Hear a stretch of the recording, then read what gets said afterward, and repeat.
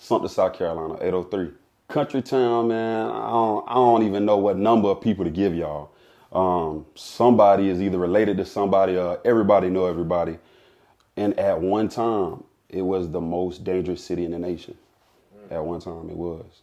To me, it still is, but we don't speak about those things.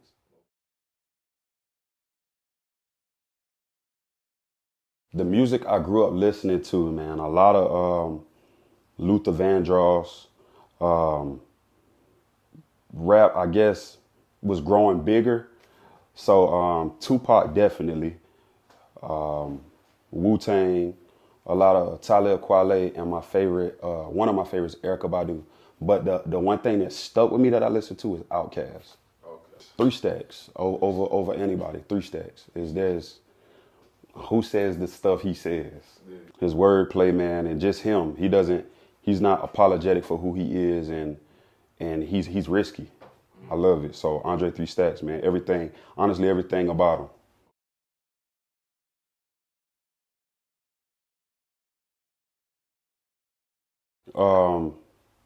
I'm trying to tone it down, but my vernacular and my vocabulary is there.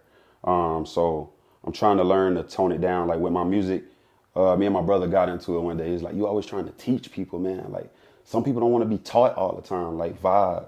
So it's kind of hard for me to vibe just because music isn't my end goal. I don't want to be a mainstream artist. I want to be an underground artist, but my end goal is to be a political activist. Okay. So, but on orthodox way. Okay. So I don't want to go to school for it, let my voice speak, gain that fan base, and hopefully, not hopefully, you manifest things. One day I'll be that Malcolm X.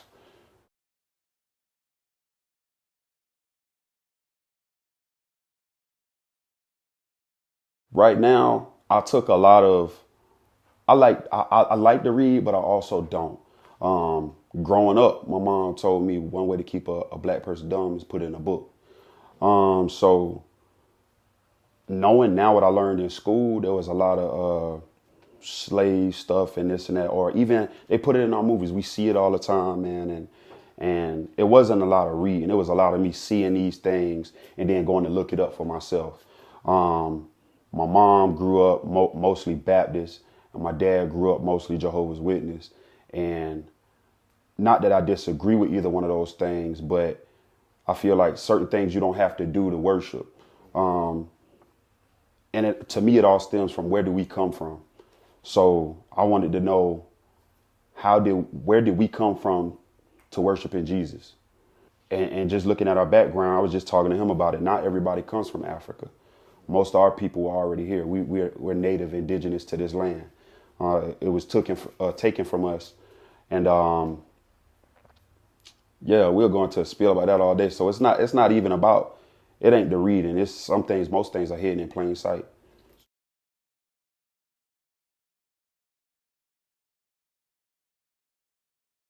I used to get jumped in school by white people. Never took a L though. I want y'all to know that. And yeah, I used to get jumped by white people, man. And one of the biggest things that's sticking with me now and why I thrive and what I do is my two boys. Um, the world ain't gonna teach you what it is. And I'll be damned if my boys go out there and let the world teach them something that it's not. So I used to get jumped every day, never took that L, but I think the biggest thing stuck out to me is civilizations. I love culture. And still the biggest thing to this day, how are the pyramids built? Um, just, I don't know, like how did things start? And it was already here before that Bible told us when it was here. So the Bible is not, I never read it, but I do know what's in it. And the Bible is not to be taken in a literal sense. I believe, yeah, I believe in common sense and to take things as how you see it. The word virgin, you don't study the definition of something. The definition defines what it is. You study the etymology of it, the root of it. Virgin doesn't mean to not have sex. The etymology of virgin is to just have a kid out of wedlock. So Virgin Mary she had to have sex to have a baby.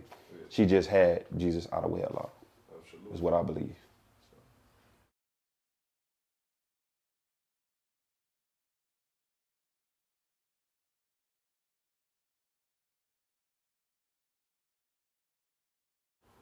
Whether you can afford that lawyer or not, learn about sovereignty. Being you're not under the jurisdiction of America's law. So a lot of people, there's a language within the courthouse, legalese. They speak these terms and you thinking it means this and it doesn't. It means something totally different. So just with anything, I don't care if it's a weed charge, a ticket, something for your kids, learn about sovereignty. There's all these affidavits and stuff you can go through to not even worry about. You can say something to that judge and he's like, case dismissed just because you said a certain word. So sovereignty, not being under the jurisdiction of America. Oh, definitely basketball and boxing. Definitely. My earliest memory of basketball is loving basketball. I grew up watching the movie and Space Jam. Yeah, and it's just been with me all my life. I played ball. I never was into it like my peers were. They got into basketball and stuff at a young age. My first, what is it? Organized basketball was eighth grade is when I started playing. So I was behind, but I was always just as athletic or more athletic than my peers. So in basketball, boxing, I'm an Aries. I guess I'm an aggressive person. I love boxing.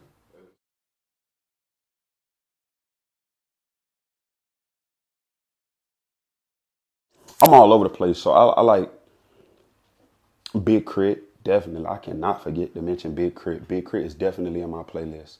Uh, Childish Gambino, just because he's so wide. My man can rap, but he'll get on and sing It Feels Like Summer. Um, Erica Badu. Right now, the only song I'm really listening to constantly by Three Stacks is Life. What is it? Life is a Party with him and Kanye. Um, yeah, and Talib Kweli. I forget the name. It's a song about his name.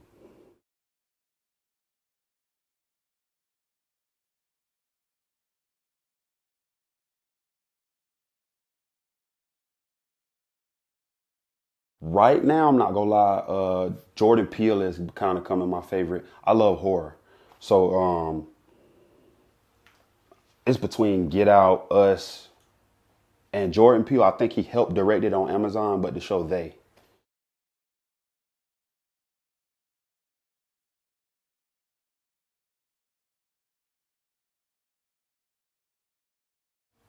ain't too many of those. Painting a picture of something, South Carolina, man. Growing up, I ain't have it all, so I don't have a favorite birthday memory. Um, but whenever something did happen on my birthday, I got a song coming out, man. It's just talking about my bad times, and those were my good times. Just letting me know not to take things for granted. And I didn't have much, but what little I had, we made it look good. So ain't too many favorite birthday memories, but my current favorite birthday memories are for my boys, my babies, man. Letting them not see what I saw. Definitely.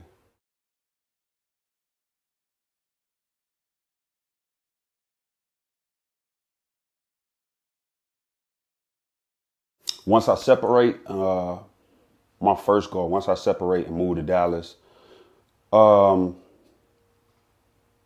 to get my foot out with this music just in Dallas.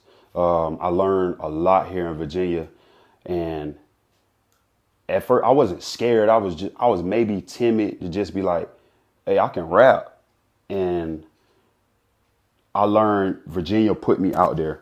I went out there and I went out there with the wolves and I came out with a coat. When I go and I do open mics now or I go and perform, I'm signing up first when people don't do it. So my biggest goal is to go out there when I go to Dallas and set my foot out there. I don't think there are people out there that's better than me, but I don't think that. I don't think so. So yeah, that's my biggest goal right now.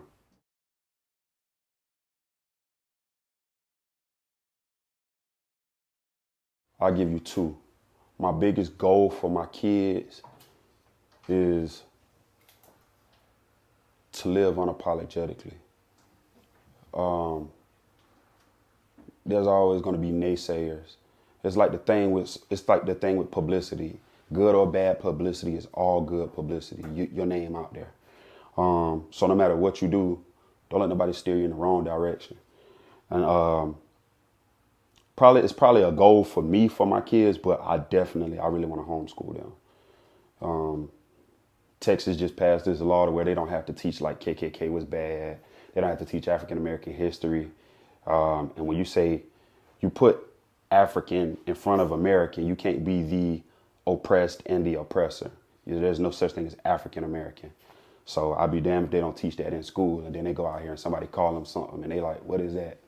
So definitely homeschooling them, letting them know the book telling you this. Education is teaching you they teach you how to read. They don't teach you how to understand and read. So definitely homeschooling my boys.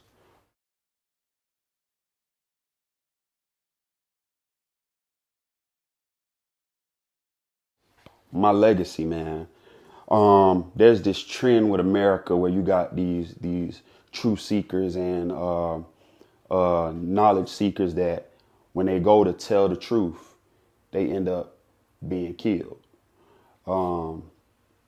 As I said, my end goal is to be a political activist. When I decided to take music serious, I sat my brother and my girl down one day and I was like, in the end, after all of this, for what I want to say and what I know I'm going to do, I could be killed. So that's kind of a bad thing to be like, yeah, I want to be killed, but I want to be a threat to higher forces. I definitely do. I want to be a threat to the controllers. Let's say that. Yeah, that's my end goal, my legacy. 324. That number 3, 2, and 4. My oldest son Amir was born at 3:24 in the morning. My youngest son was born at 3:24 in the morning. When I look at the clock, 3:24. Sometimes I wake up, it's 3:24. I'm getting into this thing, spirituality, and not necessarily reading numbers, but it's not a coincidence.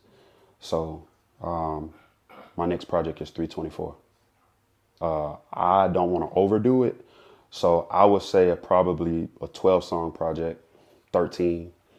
A lot of the songs are still in the works, but we definitely there.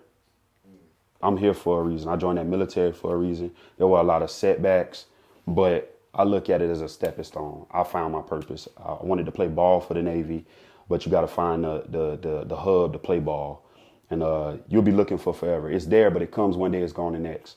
Then I wanted to box for the Navy. I got all of my qualifications I needed, had my paperwork done, and the Navy doesn't have a boxing team. They cut it. So at one point in time, I was just like, man, everything against me. But I always knew I wanted to talk to people. So my music, of course, took place of that. And in lieu of me doing that music, it's other stuff out there. I want to be a political activist. I said Malcolm X, he got some conspiracies with me, but Huey P. Newton is what I'm charging for.